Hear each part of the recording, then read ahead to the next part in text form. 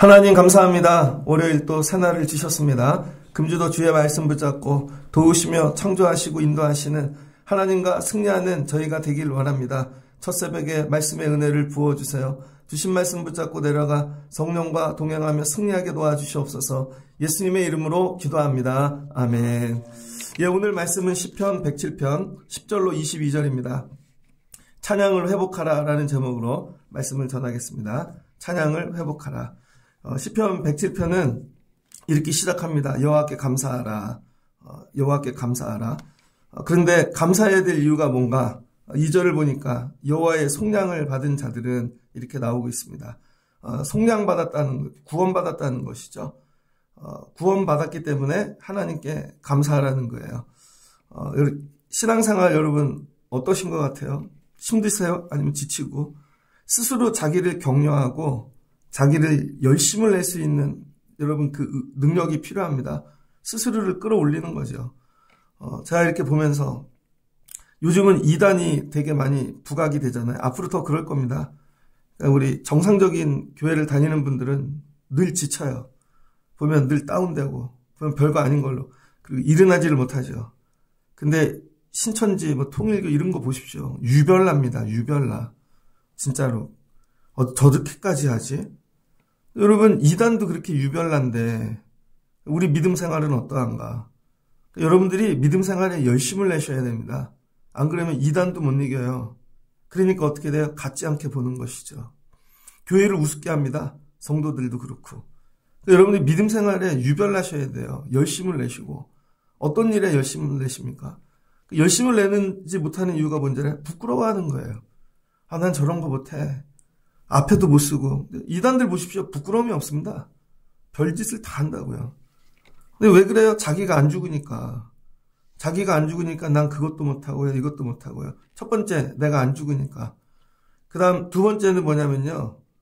여러분 사모함이 없기 때문입니다. 내가 이거 하나님께 드리고 싶어. 나 이거 하나님께 하고 싶어. 예전에 전도사 할 때 청으로 막 PPT 이런 게 나왔어요. 저 어렵을 때는 종이에다가 글씨 써서 했죠. 차트에다가. 그 다음에 OHP라고. 그 다음에는 PPT가 나왔는데요. 야, 화면마다 이쁜 화면 만들고 그거 모아서 뭐 별짓을 다 하는 거죠. 신학교 다닐 때는요. 쉬는 시간마다 제가 뭐를 했냐면 교회에서 사용하는 용어를 한번 정리해봤어요. 신학 용어 사전이라는 게 있거든요. 그럼 신학에서 쓰는 용어들을 쫙 정리한 용어들이 그냥 간단하게 은혜란 뭔가, 은혜, 구원이란 막 이런 단어들이 있잖아요. 교회에서 쓰는 단어들을 쉬는 시간마다 한번 적어서 정리를 해봤어요. 이 단어만 개념을 다 알아도 그 다음엔 제가 도서관에 이 논문들을 한번 다 읽어봐야 되겠다. 이쪽에 있는 부분. 그 다음은 또 어느 순간이 되니까 나이가 드니까요. 그런 게 죽는 거죠. 그러니까 여러분이 믿음 생활을 승리하시려면요. 열심히 쓰셔야 됩니다. 그 열심이 뭐냐면 내 욕심이 아니라 하나님을 향한 사랑이 돼야 되는 거예요. 하나님께 이거 드리고 싶고 하나님께 이런 거 내가 섬기고 싶고 그런 열심. 뭐에 대한 열심이 제일 크십니까? 보면 하나님 사랑하시지 않는 것 같아요. 그러니까 하나님을 사랑해서 내가 나를 사랑해서 오는 게 아닙니다. 하나님을 사랑해서 그 열심이 생겨야 되는 것이죠. 근데 우리가 잃어버린 게 이런 거예요.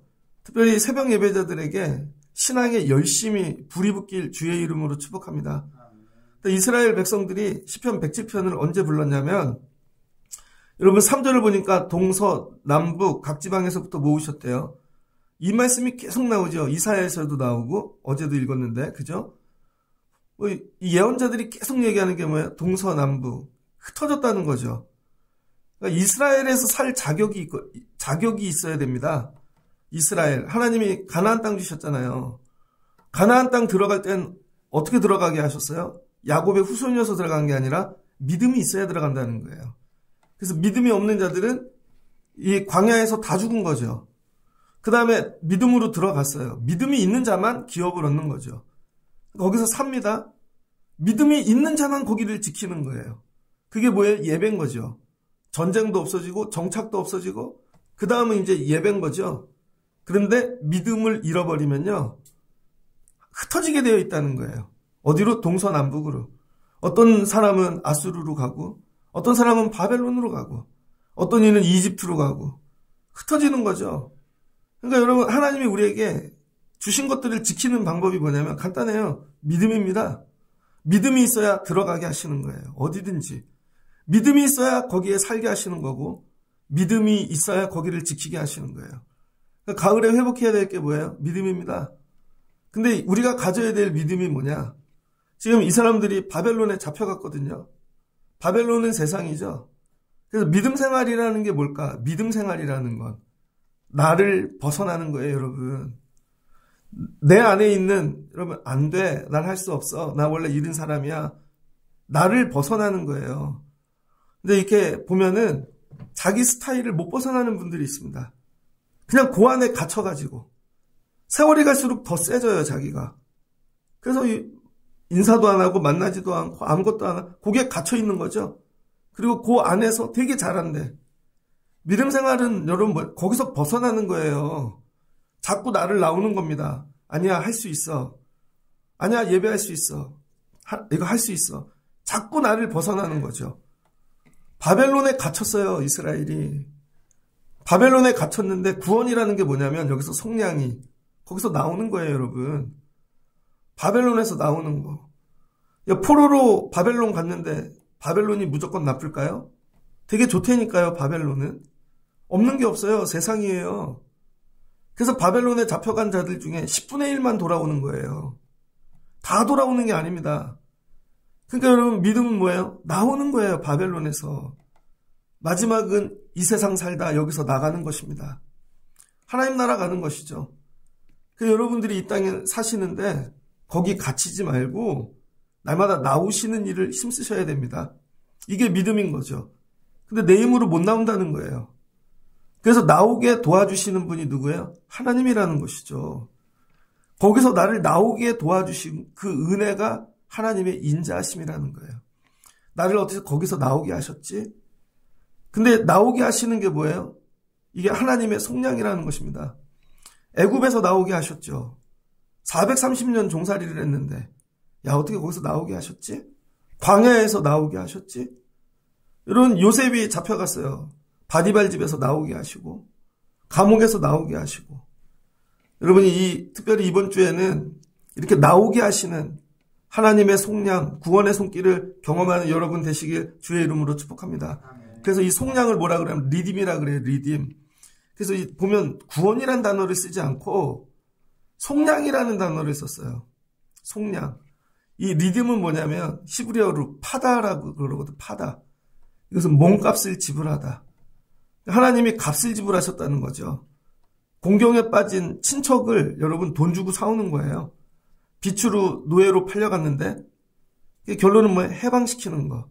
여기에 여호와의 속량은 하나님께서 여러분 이 바벨론이나 갇혀 있는데 여러분 벗어나게 하기 위하여 하나님이 값을 지불하셨다는 거예요. 값을.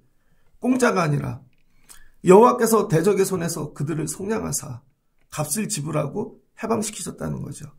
그 다음에 이 속량은 두 번째가 가을이라 그래요. 가을. 공경에 처한 친척을 구하는데 여기 전제가 뭐예요? 관계. 친척이라는 거예요. 하나님의 자녀가 되지 않으면요. 절대로 건져주시지 않습니다. 그러니까 하나님이 이스라엘을 건지실 때 이유가 뭐예요? 아브라함을 기억하시고 그들의 친척인 거죠. 후손들. 그래서 건져주는 거죠. 여러분들이 늘 힘써야 될 건 하나님과의 관계. 하나님이 나를 구원하실 만한 관계인가? 이런 거죠. 그래서 여러분 조선시대에 속량제도가 있었대요. 속량제도. 이게 뭐 노비가 돈을 주고 대가를 지불하면 노비에서 해방되는 거죠. 예전에 진품 명품에서 나온 진짜 실화입니다. 진품 명품에서 어떤 분이 자기 조상 대대로 내려오던 문서라고 이걸 진품 명품에 갖고 나왔어요. 이거 확인해달라고. 이게 무슨 문서인지. 아, 이거 되게 수백 년 된 거라고. 그 비싼 가격인 줄 알고 이렇게 했어요. 그랬더니 뭔지 아세요? 노비 문서. 진짜예요, 진짜. 알고 봤더니 노비인 거죠, 조상이. 그 사람은 괜히 나왔어요. 박제됐다 그러죠? 그 사람들이 다 알아. 저 집은 노비래. 근데 지금 노비 아니잖아요. 되게 가본 줄 알고 물려받았는데 계속 지켜왔는데 노비 문서야. 여러분 우리가 이런 존재라는 거예요, 여러분. 근데 하나님께서 어떻게 해요? 우리를 대속하셔서 우리를 구원해 주시고 살려주시는 거죠. 그럼 어떤 문제 가운데 우리를 살려주시는가? 요게 그 리스트가 나옵니다. 하나님께서 하나님의 사람들을 이런 리스트에서 살려주시더라. 첫 번째 4절인데요. 그들이 광야 사막길을 지날 때 나그네인 거죠. 거주할 성읍이 없어요. 살다 보면 인생이 광야길 갈 때 같을 때가 있습니다. 요즘 이렇게 성공하신 사람들 보니까 시골에서 올라와서 성공한 분들이 아직도 있습니다. 와가지고 원룸에서 시작했어요. 그 지하실에서. 그 다음에 뭐 2평짜리 원룸으로 옮겼어요. 그 다음 오피스텔로 옮겼어요. 그 다음에 성공해갖고 어제 보니까 어떤 유튜버가 1억을 기부했더라고요. 1억을. 아, 내가 1억을 기부하는 사람이 됐다니. 또 어떤 그 유재석 나오는 유퀴즈 보니까 조우진이라는 배우가 나오더라고요. 시골에서 올라왔습니다. 시골에서 고등학교를 마치고 혼자 돈을 벌어서 서울 예전에 들어갔어요. 졸업을 했는데 집이 가난해요. 무명 세월을 15년을 보냈대요. 15년. 15년 동안 안 해본 일이 없는 알루미늄 공장에서 일하고 뭐 안 해본 게 없더라고요. 15년 동안. 그러다가 박진영 씨가 해외에 진출해가지고 기획사를 어떻게 운영하는가 봤더니 그 박진영도 해외에 나가서 CD 이런 거를 만들어갖고 찾아다니면서 인사를 하더라는 거예요. 박진영 같은 사람도 다 찾아다니면서. 근데 하물며 나 같은 사람은 그래서 바카스에다가 자기 얼굴을 입혔답니다. 기획사를 찾아다니는 거죠. 그 말로는 쉽지만 실제로 그 찾아다니는 사람이 얼마나 되겠어요. 다 쫓겨났다는 거예요. 15년을 했답니다. 15년을. 근데 2년 전에 줬던 곳에서 연락이 왔대요. 그렇게 해서 출연한 게 내부자들 영화죠. 이병헌하고 나오는. 그거부터 시작한 거예요. 15년 걸리더라. 그러니까 여러분 이게 얼마나 어려워요. 광야길 같은 인생 사는데 하나님이 뭐 하신대요? 구원해 주신대요. 구원해 주시는 일이 뭐예요? 7절 바른 길로 인도해 주신다는 거예요. 여러분 바른 길로 인도하신 게 구원입니다. 다른 게 구원이 아니라. 그래서 하나님께서 광야길 가는 자를 방황을 멈추게 하시고 건져주시더라. 동서남북으로 흩어진 자들 중에 광야길 다니는 사막에 있는 자들. 10절 오늘 읽은 말씀이죠. 쇠사슬에 매인 사람들이 있답니다. 노예가 되고 종이 된 사람들. 그 이유가 있대요. 여러분 왜 우리는 망할까? 하나님 말씀을 거역했기 때문이래요. 하나님 말씀을 거역하면요. 여러분 하나님에게 멸시함을 받는데요. 예를 들어서 저도 뭐 이렇게 예전에 전도사님들이 있을 때 교회 전도사님들이 처음 오잖아요. 진짜 막 웃고 충성 다합니다. 한 6개월쯤 지나잖아요. 카톡을 안 받아요. 전화도 안 받고. 왜 그래요? 일이 많아지니까. 그 다음에 예배를 일부러 늦게 와요. 왜냐면 일찍 오면은 자기한테 일을 시키니까. 지혜로워지는 거죠. 그럼 아무리 얘기해도 말을 듣지 않으면 어떤 마음 드냐면요. 시키는 사람이 날 멸시하나? 이런 마음 든다니까요. 그러니까 여러분이 하나님 말씀을 계속 거역하면 그냥 웃고 즐겁게 예배 안 드리고 살잖아요. 하나님 마음이 어떠냐면 날 멸시하나? 하나님 멸시하시는 걸로 느끼신대요. 그럼 어떤 일이 일어나나? 망한다는 거예요. 흑암과 사망의 그늘에 앉아있대요. 곤고해진대요. 쇠사슬에 매여 있답니다. 그러니까 망하는 이유가 다른 게 아니에요. 하나님 말씀을 거역해서. 대단한 죄를 지은 게 아니라. 그러므로 그가 고통을 주신다는 거예요. 그 고통을 주심으로 어떻게 해요? 마음을 겸손하게 만드신다는 거죠. 그러니까 평범하게 사는 게 좋은 게 아닙니다, 여러분. 사람은요, 평범할 때 하나님을 가장 많이 떠나요. 이제 살만하다. 그러니까 기도 안 하죠. 이 정도면 걱정 없다. 그러니까 예배를 떠나죠. 그 다음에 여유가 있다? 그러면 세상을 돌아다니고 여행하고 자기를 챙기죠. 어느 때 여러분 하나님 잘 붙잡냐면 힘들 때, 어려울 때, 고난이 있을 때. 그래서 하나님께서 말씀으로 돌아오게 하시는 방법이 뭔지 알아요? 삶의 어려움을 주시는 것입니다. 왜? 믿음의 수준이 그거밖에 안 되니까. 더 줘도 그걸 유지하며 하나님 붙잡는 수준이 안 되니까. 그래서 어떻게 늘 어려워야 하나님 붙잡는 거죠. 이 단계를 넘어서셔야 되는 거예요, 여러분. 이에 그들이 환난 중에 여호와께 부르짖으며 그들의 고통에서 구원하시도다. 보면 늘 반복돼요. 또 환난당하고 부르짖다 살아나고, 또 환난당하고 부르짖다 살아나고. 인생을 이거를 반복하다 사는 거예요. 그냥 좀 경지에 이르러서 좀 고차원적인 믿음 생활을 하면 안 되나? 제가 요즘 여러분도 책을 좀 많이 읽으십시오. 송기령이라는 분이 시대예보라는 책을 냈죠. 그래서 이 시대를 어떻게 분석을 하는 거예요, 이분이. 빅데이터 전문가인데 빅데이터를 만드는 것보다 빅데이터를 어떻게 유주할 것인가. 그래서 요즘 시대는 어떤 시대인가. 핵개인의 시대라 그러죠. 초개인이라고도 하는데 핵개인이 뭐냐면요.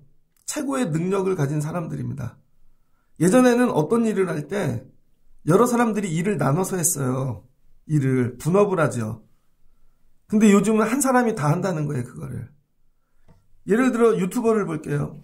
유튜버가 방송국하고 똑같아요. 예전에는 내가 유튜브를 하면 난 말만 해. 그러면 촬영하는 사람 따로 있고 편집하는 사람 따로 있고 대본 쓰는 사람 따로 있는데 이걸 혼자 하는 거예요. 혼자 앉아서 촬영 다 하고 편집하고 이렇게 모든 걸 혼자 다 할 수 있는 개인을 핵개인이라 그러는 거예요. 핵개인. 이게 나눠져 있는 핵가족 같은 개념이 아니라 내가 극도의 능력을 가진 핵개인. 이 핵개인에게만 이름이 부여되는 거예요. 그래서 요즘 사회는요, 다 이름이 붙습니다. 손석희의 무슨 방송, 이런 식으로. 이런 사람이 핵개인이라는 거예요. 이런 사람만 살아남는다는 거예요. 여러분, 삼성이 26만 명이래요, 직원이. 그럼 벌어들이는 비용 대비 1인당 15억을 번다는 거예요. 삼성에 다니는 직원 한 명이 1년 동안 버는 게 15억이래요. 26만 명이.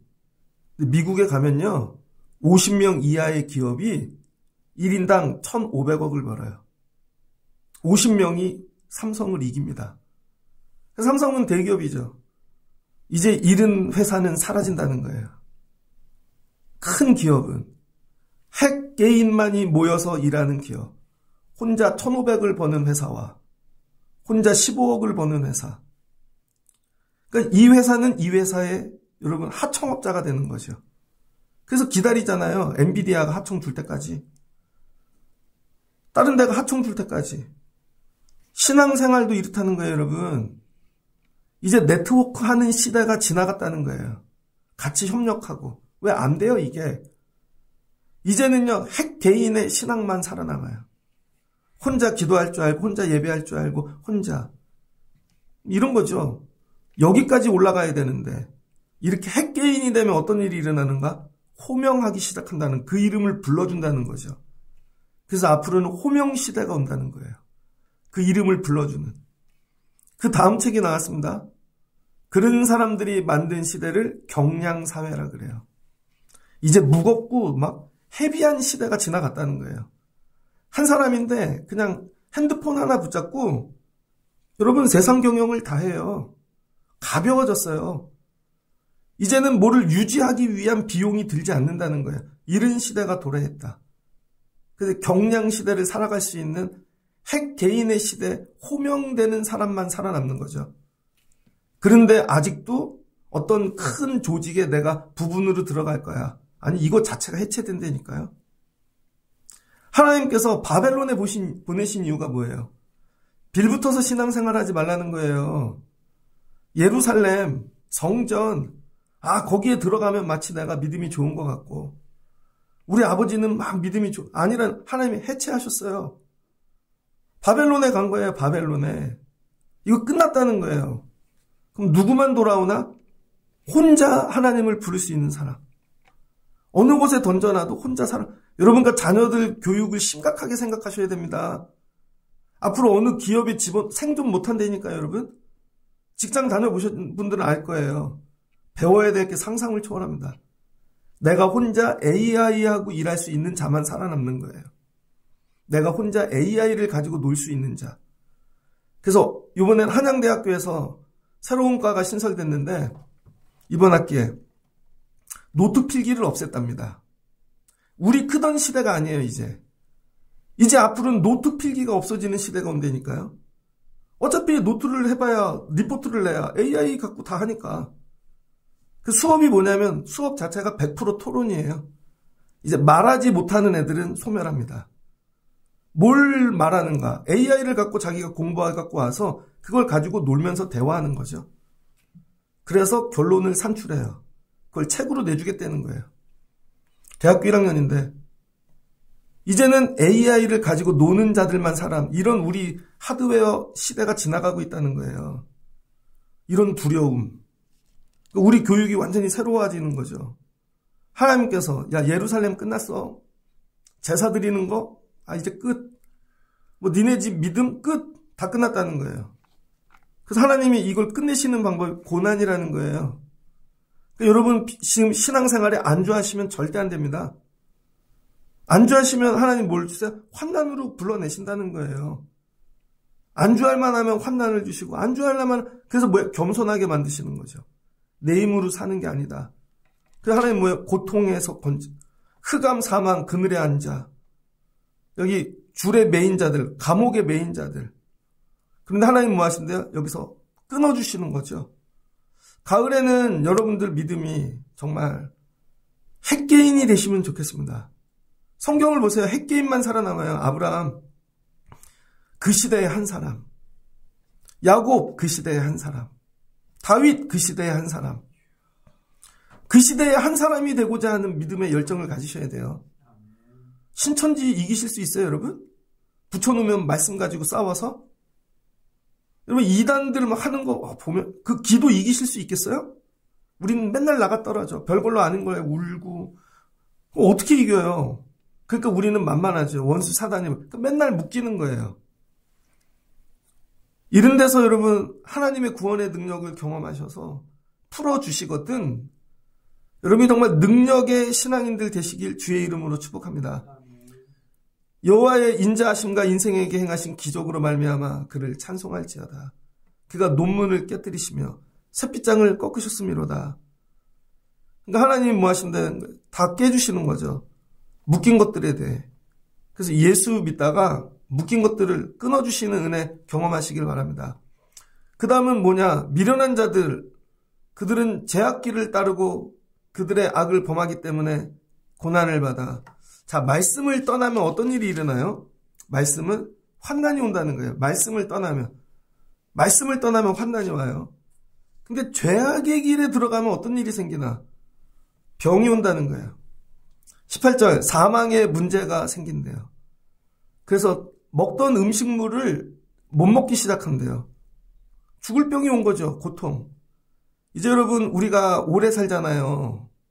시진핑하고 러시아에 만나가지고 뭐라 그랬어요? 그 사람들이 75살이거든요. 시진핑이. 장기를 이식해갖고 150살까지 살겠대요. 장기만 이식해서. 그런 게 사람이라니까요, 여러분. 그러니까 남들은 죽든 말든. 근데 하나님이 그런 죄악길을 가는 사람에게 병을 준대요. 야, 아무리 장기를 바꾸면 뭐하나? 치매 오면 끝이지. 그래서 요즘 제일 큰 문제가 뭐냐면 고령화 사회 치매입니다.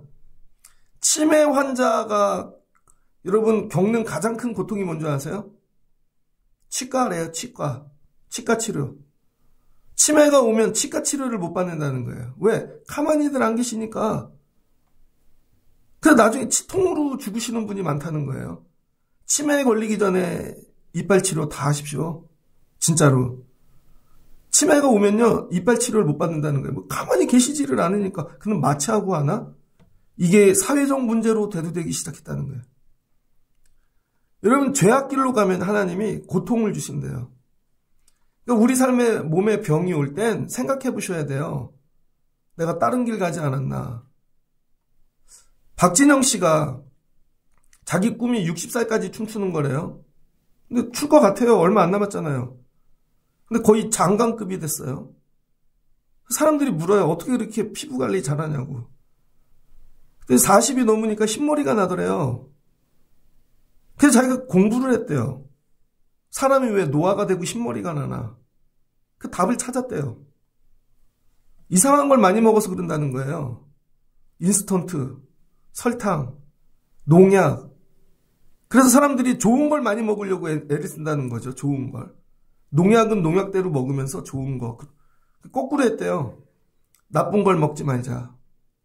몸에 나쁜 걸 먹자. 그 유기농만 먹는데요. 그 JIP는 식단이 다 유기농만 나와요. 그래서 설탕 안 먹어요. 커피 안 먹어요. 몸에 안 좋은 걸 일단 다 안 먹기 시작했대요. 그랬더니 흰머리가 없어지더래요. 여러분, 삶의 병이 왜 오냐면요. 여러분이 잘 생각해보면 나는 바른 길 간 것 같은데 아니에요. 뭔가 먹었어요. 살면서 뭔가 먹었어. 그래서 병이 오는 겁니다. 욕심, 죄악, 죽이고 싶은 마음, 못된 마음. 한 번씩은 다 먹었다니까요. 그게 독이 돼서 병이 되는 거예요, 여러분. 그래서 여러분이 먹는 것부터 정리하셔야 되는 거죠. 뭐만 먹어요? 하나님 말씀, 하나님 뜻. 되게 힘든데 난 이것만 먹고 살 거야. 그게 고통을 벗어나는 법이에요. 그 하나님이 어떻게 질병에서 건져주신대요. 살다가 질병 걸린 자들, 그 고통에서 그들을 구원하시고 그가 그의 말씀을 보내어 그들을 고치시고. 뭘로 고친대요? 말씀. 왜? 죄악의 길로 자꾸 가니까. 먹지 말아야 될 걸 자꾸 먹으니까 욕심내서 이상한 뇌물 먹고 이상한 권력에 욕심내고 자기 자랑하고. 하나님 말씀대로 살자는, 말씀으로 돌아오라는 거예요. 그러면 병이 낫는다는 것입니다. 그리고 뭐 하래요? 살려주시면 찬송하래요. 23절 이하에는요. 여러분, 이스라엘이 동서남북인데 지중해도 있잖아요. 이쪽에는 요빠 옆쪽으로는 배를 타고 끌려가는 인생도 있다는 거예요. 큰 배를 띄웠더니 뭐가 일어나나? 풍랑이 일고 25절 광풍이 일고 하늘이 솟구치고 해일이 일어나고 영혼이 녹는데요. 이럴 때 어떻게 해야 되나? 하나님께서 평온한 항구로 인도해 주신다는 거죠. 하나님께서. 하나님 붙잡고 살면 바다에도 고난이 있다는 거죠. 그 다음에 33절을 보니까요. 여호와께서는 장이 변하여 광야가 되게 하시며 샘이 변하여 마른 땅이 되게 하시며 주민의 악으로부터 말미암아 옥토가 변하여 염전이 되게 하시고. 나중에는 뭐예요? 30 줄인 자가 된다는 거죠. 왜 줄여요? 하나님이 처음에는 옥토를 주셨다니까요. 근데 우리의 죄악으로 그게 염전이 돼버리는 거예요. 염전이. 이번에 강릉 보셨습니까? 비가 안 와가지고. 근데 봤더니 물을 아껴 쓰래요. 근데 시장이 있는 관공서는 물을 절대 안 아껴. 물을 나눠서 쓰래요. 그 자료화면 보니까 피트병에 물 받아서 변기도 그거 붓고 살더라고요. 근데 부자 아파트는 단수를 안 시켰대요. 부자 아파트든. 강릉에서 여러분 부자들만. 되게 희한해요. 그렇게 할수록 어떻게 돼요? 옥토가 염전으로 바뀌는 거죠. 여러분, 하나님이 주신 땅이 마른 땅이 돼버리는 거예요. 우리 삶의 방식이 주민이 악으로 말미암아. 악으로. 성읍이 망한다는 거죠. 밭에 아무리 파종을 해도 걷는 게 없고. 이게 지금 이 모든 문제에서 하나님 뭔데요? 하나님이 구원해 주실 수 있다는 거예요. 성장해 주실 수 있고. 40절 보니 고관들의 이 욕심 이런 걸로 인하여 다 황야에 유리한다는 거죠. 지도자 잘못 만나면 코미디언 하던 사람이 나라를 다스리니까 여러분 나라가 망하게 됐잖아요. 전쟁이 일어나서. 잘 뽑아야 됩니다. 여기 송영길 씨가 얘기했잖아요. 먼저 인천시장 하던 분이. 송영길 씨가 자기가 시장할 때 교회들이 많이 찾아왔대요. 기독교인들이. 지금도 못 씁니다. 투서. 신천지가 이제 빌딩을 샀죠. 그래서 종교시설로 등록을 했다가 그거를 허가를 안 해줬어요. 그랬더니 문화시설로 해가지고 엄청난 큰 빌딩을 사갖고 이제 들어옵니다. 그거 다 막아줬다는 거예요. 자기가. 근데 실제로 보니까 통일교, 신천지 뭐 다 결국은 무당 목사님들이 다 거기 붙은 거죠. 뽑고. 이런 얘기 다 싫어할 거예요, 아마. 그럼 나라가 이렇게 되는 거죠. 다른 데서 오는 게 아니에요, 여러분. 교회 안에서의 논리와 세상 밖에서의 논리가 달라요. 밖에서는 이득이 되면 무당하고도 잘 지내. 밖에서는 뭐 이단도 괜찮아. 돈만 생기면. 그럼 어떻게 되면 망한다는 거죠. 하나님께서 이 모든 얘기들을 통해서 망하는 종류를 보여주시는 거예요. 망하는 종류를. 그래서 여러분 이제 가을인데요. 왜 망해야 되는지를 알아야죠. 왜 망해야 되는지를, 왜 망하고 있는지를. 근데 여기서 건지실 리가 누구예요? 하나님뿐이라는 거예요. 하나님. 근데 하나님이 뭘로 우리를 건지세요? 항상 답은 같아요. 말씀입니다. 그래서 말씀을 떠나면 망하는 거예요. 말씀을 붙잡고 기준 삼고 돌아오셔야 되는 거예요. 그러면 회복을 주시더라. 근데 이 회복을 주시는 이유가 뭐냐? 이사야 62장입니다. 이사야 62장 12절에 보면 사람들이 너를 일컬어 거룩한 백성이라. 우리가 뭐가 됐어요? 거룩한 백성. 세상과 구별된 사람. 우리는 다른 식으로 사는 사람. 하나님의 방법으로 사는 사람. 말씀을 기준 삼는 사람. 바벨론에 갔는데도 말씀으로 살아요. 누구예요? 다니엘 같은 자.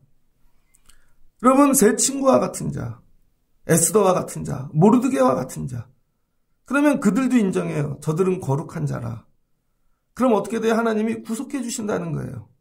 사자굴에 들어가도, 풀무에 들어가도, 여러분 하만과 같은 자가 죽이려고 역모를 꾸며도 여호와께서 구속해 주신다는 거죠.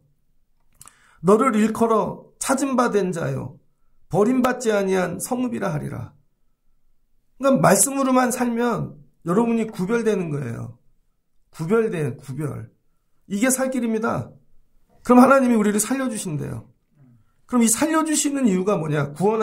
우린 구원까지만 원하잖아요. 하나님 우리를 구원해 주세요. 하나님 우리에게 큰 은총을 베푸세요. 63장 이사야 63장 7절을 보면 이스라엘 집에 베푸신 큰 은총으로 말하리라. 하나님이 그들을 어떻게 하셨대요? 구원하사 구원자가 되셨대요. 모든 환난에 동참하사 하나님이 찾아와 다 건져주셨다는 거죠. 그래서 바벨론에서 돌아와 107장을 지은 겁니다. 그런데 구원해 주시는 이유가 뭔가? 여기까지 알아야죠. 우리는 구원만 해달라고 자꾸 하나님 구원해 주세요. 병에서 낫게 해주세요. 물질에서 건져주세요. 나그네가 끝나게 해주세요. 계속 구원해달라 그래요. 근데 하나님이 구원해 주시는 이유가 있다는 거예요. 여러분의 이유와 이게 다를 수 있죠. 하나님이 구원해 주시는 이유, 이사야 61장 10절입니다. 내가 여호와로 말미암아 크게 기뻐하며 내 영혼이 나의 하나님으로 말미암아 즐거워하리니. 첫 번째 뭐가 회복돼야 돼요? 하나님을 향한 내 영혼의 회복입니다. 이젠 물질 다른 게 아니라 하나님으로 즐거워하는 자가 되는 거죠. 그 예배할 때 보면 그냥 성전에 앉아있는데 기쁨이 충만해. 그냥 여기 앉아있는 게 제일 좋아요. 어제 날씨가 되게 좋았죠? 그래 봤더니 다 흩어지셨더라고요. 저희는 어제 예배 되게 많이 오셨잖아요. 그래도 밖에 나가서 어딜 갔더니요, 아무도 없대. 봤더니 이런 날은 아무도 안 와요. 근데 여기 있는 게 제일 기쁜 거죠. 성전에 앉아있는 내 영혼의 기쁨. 이 즐거움이 회복되는 거죠. 즐거움. 그가 구원의 옷을 내게 입히사. 뭘 입혔대요? 구원의 옷. 그래서 우리는 구원의 옷을 입고 사는 사람들입니다. 공의의 겉옷을 내게 더하심이라. 신랑이 사모를 쓰며 신부가 자기 보석을 단장한과 같으리라. 그러면서 여러분, 하나님이 우리를 구원하신 이유가 뭐예요? 하나님이 우리에게 찬양받으시려고. 62장 7절입니다. 또 여호와께서 예루살렘을 세우사 세상에서 찬송을 받게 하시기까지 그로 쉬지 못하게 하시리라. 하나님이 우리 구원하신 이유가 뭐예요? 기쁨을 회복하게 하시려고. 기쁨. 잘 살게 하는 게 아니에요. 기쁨이 회복되게 하려고. 내 영혼의 기쁨, 구원의 기쁨, 이 감격. 이게 회복이 되면 어떤 일이 일어나요? 예루살렘에 올라가 찬송한다는 거예요. 결국은 찬송을 회복시키시려고 구원하신다는 거죠. 결론입니다. 여러분 삶에 여러분 구원받아야 될 문제가 되게 많잖아요. 그게 나를 세우고 나를 증명하고 내가 높아지고 내가 저 사람한테 멸시 안 당하고 이게 목적이 아니라는 거예요. 구원의 기쁨.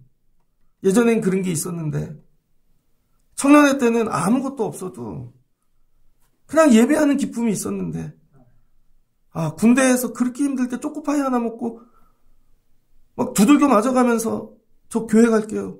거기 앉아있을 때 오는 그 감격의 콧물의 그 기쁨이 있었는데 요즘은 좋은 집에도 살고 차도 있고 왜 난 이게 없지?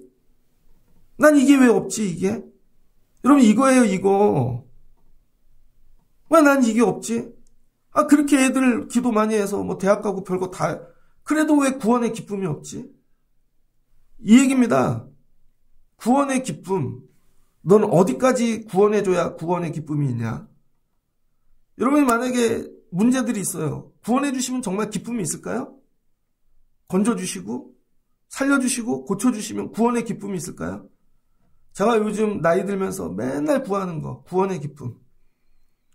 어제도 예배하는데 구원의 기쁨. 성도들이 어떻게 이렇게 올까? 주일날 8시에 특별히 8시에 오시는 분은 다 멀리서 와. 다 멀리서 송도에서 김포에서 막 영종도에서 이분들은 어떻게 이렇게 어제도 분당에서 막 이렇게 구원의 기쁨. 그리고 이분들에게 구원의 기쁨이 들어가면 좋겠다. 교회 오는 기쁨, 예배하는 기쁨. 여러분 이거예요. 이게 회복되면 뭐가 나온다? 찬양. 그래서 여러분들이 어떻게 기도해야 되냐면 구원해 주세요가 아니라 거꾸로 기도하세요. 하나님 구원의 기쁨이 회복되게 하옵소서. 그러면 구원해 주실 거예요. 하나님 나에게 기쁨이 회복되게 하옵소서. 예전에는 그냥 그렇게 먹고도 기뻤는데 어제 설교 준비를 다 하고 어떤 방송을 봤어요. 그 방송국 30주년 기념이래요. 그래서 전라도 저기 담양 어디 시골에 89세 먹은 할머니하고 26살 먹은 손녀하고 둘이 살더라고요.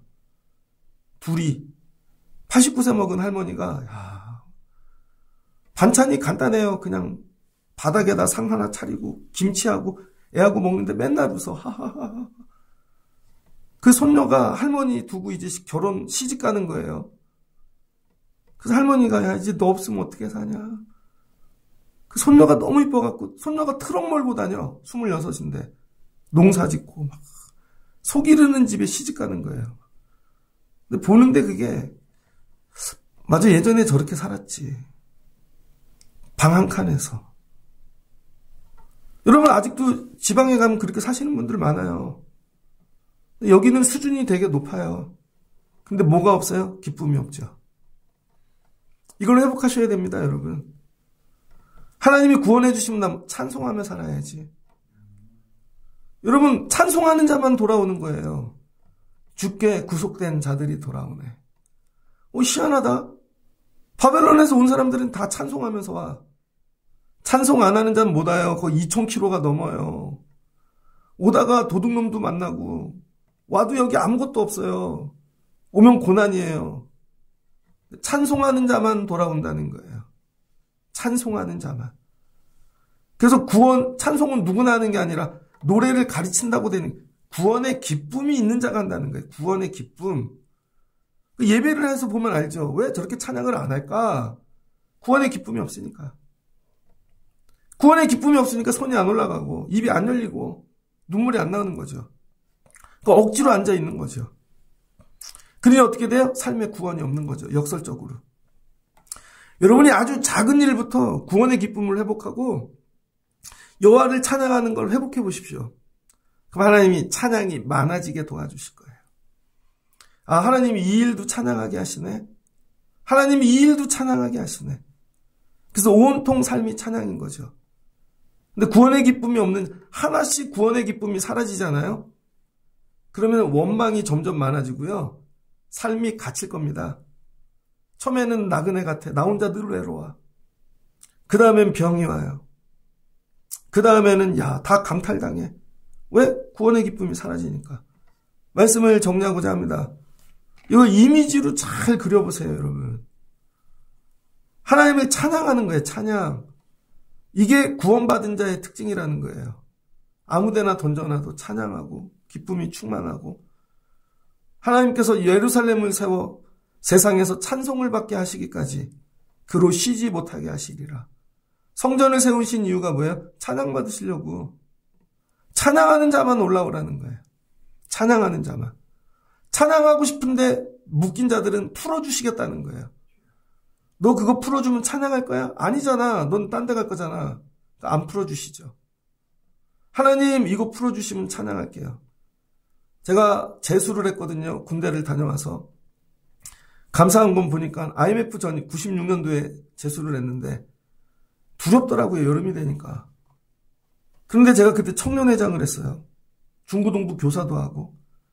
여름까지 공부를 되게 많이 하다가 방학이 되니까 수련회를 하니까 2달이 날아가는 거죠. 그래서 생각을 해봤어요. 내가 이 공부를 못하는데 내려놓을까? 근데 제가 재수한 이유는 신학교 가려고 그러는 거거든요.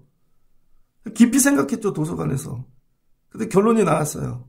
맞아, 나는 원래 신학교 가는 게, 신학교 가서 결국 이 일 하려고 가는 거 아니야? 나중에 애들 돌보고, 교회 봉사하려고. 결론을 딱 줬죠. 그럼 어차피 이거 하러 갈 거니까 지금도 해야지. 그래야 나중에 제가 얘기할 수 있죠. 이걸 해야지.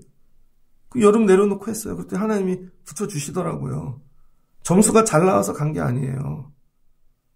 내년 이맘때쯤 난 뭘 하고 있을까? 하나님 여기 와서 예배하게 도와주세요. 하나님 이 자리에서 이거 감당할 수 있게 하나님 도와주세요. 내년 이 자리에도 여기 있을 수 있게 도와주세요.